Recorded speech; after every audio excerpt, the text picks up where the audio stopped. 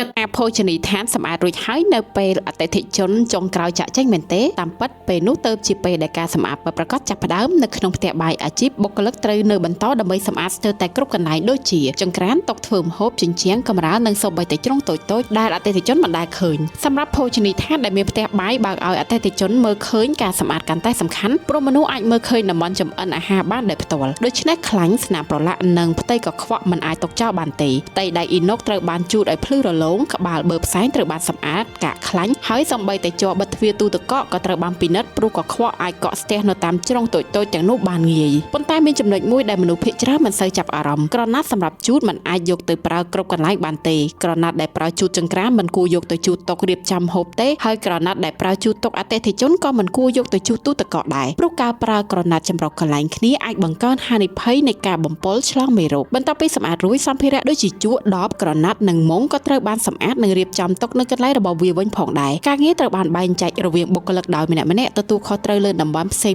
ៗគ្នាហើយក្នុងរយៈពេលប្រហែល30នាទីផ្ទះបាយទាំងមូលអាចត្រូវបានសម្អាតនិងរៀបចំឡើងវិញយ៉ាងរួចរាល់ដូច្នេះនៅពេលភោជនីយដ្ឋានលំដាប់ខ្ពស់បើកទ្វារនៅព្រឹកថ្ងៃបន្ទាប់ហើយអ្វីៗមើលទៅស្អាតឥតខ្ចោះអ្វីដែលអតិថិជនមើលឃើញនៅពេលព្រឹកចាប់ផ្ដើមពីការសម្អាតយ៉ាងល្អិតល្អន់បន្ទាប់ពីមនុស្សគ្រប់គ្នាបានចាក់ចេញពីហាងទៅហើយទឹកត្រីងៅហេងរសជាតិនៃកេរដំណើរពីខេត្តកំពតរសជាតិឈ្ងុយឆ្ងាញ់ប្រចាំតំបន់ជាទឹកត្រីបន្ទំបែបធម្មជាតិ 100% ព្រមទាំងទទួលបានការគាំទ្រនិងនាំចេញទៅកាន់ទីផ្សារអន្តរជាតិដូចជាអាមេរិកអូស្ត្រាលីញូហ្សេឡង់កូរ៉េនិងជប៉ុនព្រមទាំងមានទឹកត្រីពិសេសខួប31ឆ្នាំដែលនឹងត្រៀមចេញលក់ឆាប់ៗនេះផងដែរ